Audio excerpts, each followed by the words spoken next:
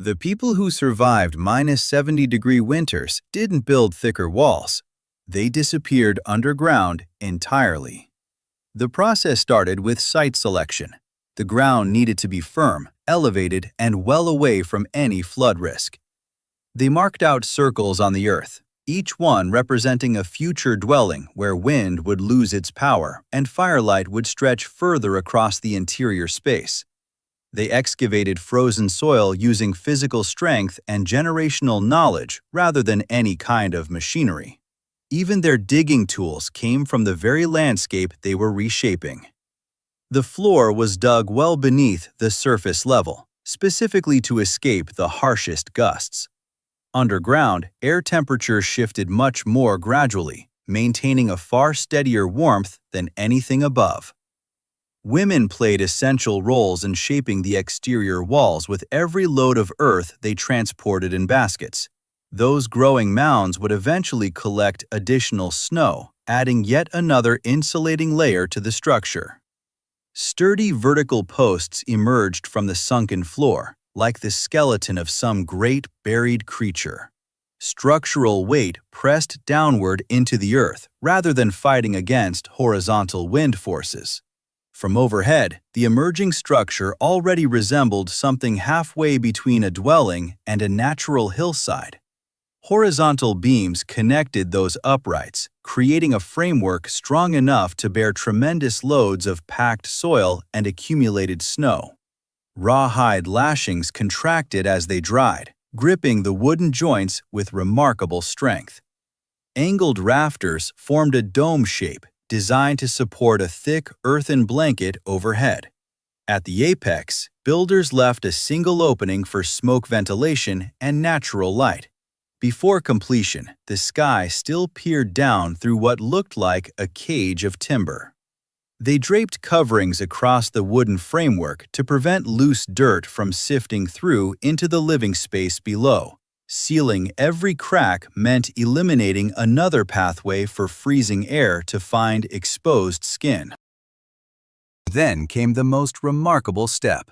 They buried their own home beneath a thick layer of soil. That earth became powerful insulation, converting the savage outdoor temperatures into gentle, manageable fluctuations inside. A low entrance passage forced incoming cold air to sink and lose momentum before reaching the main chamber. Anyone entering had to duck down, passing through a short earthen corridor. From any distance, the finished structure resembled a natural mound rather than human habitation. Inside, at the center, they maintained a small, carefully controlled fire. Those flames heated the surrounding earth, the walls, and the occupants, rather than dissipating uselessly into open sky. Sleeping platforms were positioned slightly elevated from the floor level, keeping bodies away from the coldest ground-hugging drafts. Animal hides combined with this raised position to trap pockets of warmed air around sleepers. Food stores and equipment were kept elevated too, away from ground moisture and rodents. This is where the buried dwelling revealed its true genius. The surrounding earth absorbed heat slowly during active fire hours, then radiated that stored warmth back long after the flames diminished. Rather than battling the wind directly, these people simply disappeared beneath layers of protective soil. The entrance tunnel functioned like a cold trap, catching the heaviest, frigid air before it could penetrate the main living area. Nearer to the central hearth, cold became something controllable rather than something deadly. Fire management knowledge transferred from experienced elders to young children. They understood that excessive flames burned through precious fuel reserves, while insufficient fire allowed cold to gradually reclaim the space. Beneath the earth, the howling wind became a distant murmur, almost like background noise from another world. Inside, they repaired the very garments and hides that protected them from frostbite during outdoor excursions. Quality footwear meant the difference between functional feet and frozen ones when crossing ice-covered rivers.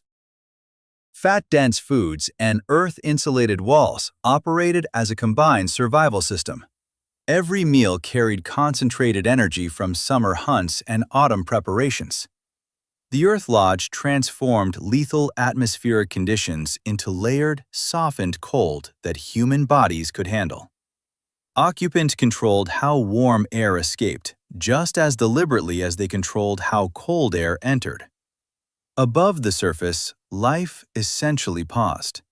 Below ground, it continued fully. Work proceeded normally. Food was prepared. Stories were shared while blizzards screamed overhead. The lodge's stable temperature protected both living bodies and preserved food stores through the harshest months. Critical community decisions happened where minds could function clearly, rather than shutting down from exposure. Thin wisps of rising smoke were the sole indication of vibrant life happening underground. Grouped together, these buried homes created warm islands scattered across frozen landscapes. Children raised in these dwellings understood soil and timber as protectors from their earliest memories. Living within the ground felt completely natural to them. Each morning meant stepping from comfort into a frozen world that demanded immediate respect. Even brief outdoor tasks required full awareness of the killing cold. They divided labor efficiently, but every person depended on the shelter waiting below.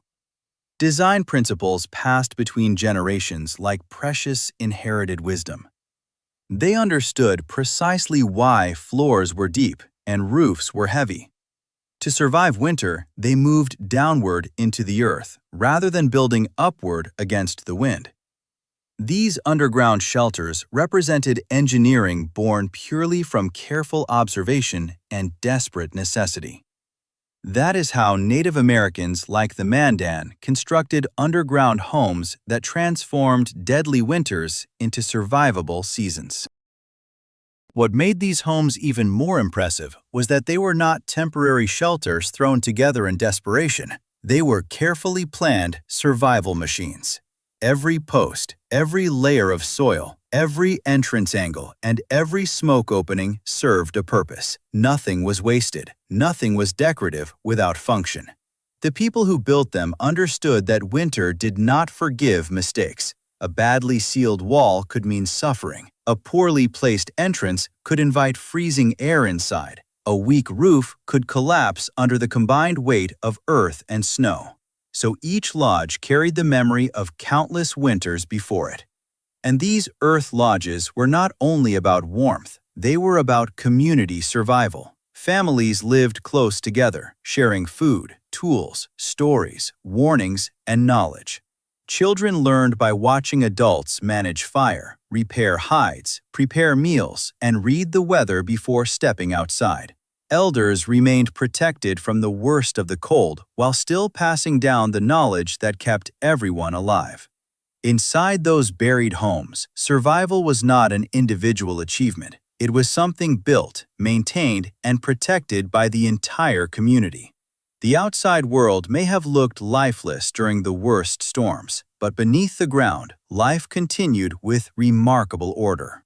People prepared weapons and tools for the coming seasons. Clothing was repaired before another journey across frozen land. Food was measured carefully so nothing ran out before spring returned. Stories carried the memories of ancestors through the long nights. Lessons were hidden inside those stories. Warnings about arrogance, waste, carelessness, and the danger of underestimating the natural world. The lodge protected their bodies, but their traditions protected their future. That is what makes these underground homes so powerful to understand today. They were not primitive responses to cold. They were intelligent, tested, and deeply practical designs built by people who knew their land better than any outsider could. Instead of trying to conquer the winter, they adapted to it. Instead of wasting energy fighting the wind, they let the earth itself become their shield. And while storms tore across the plains above them, these communities proved something extraordinary. Survival was not always about building higher, stronger, or louder. Sometimes the smartest answer was to go quiet, go low, and let the earth keep you alive.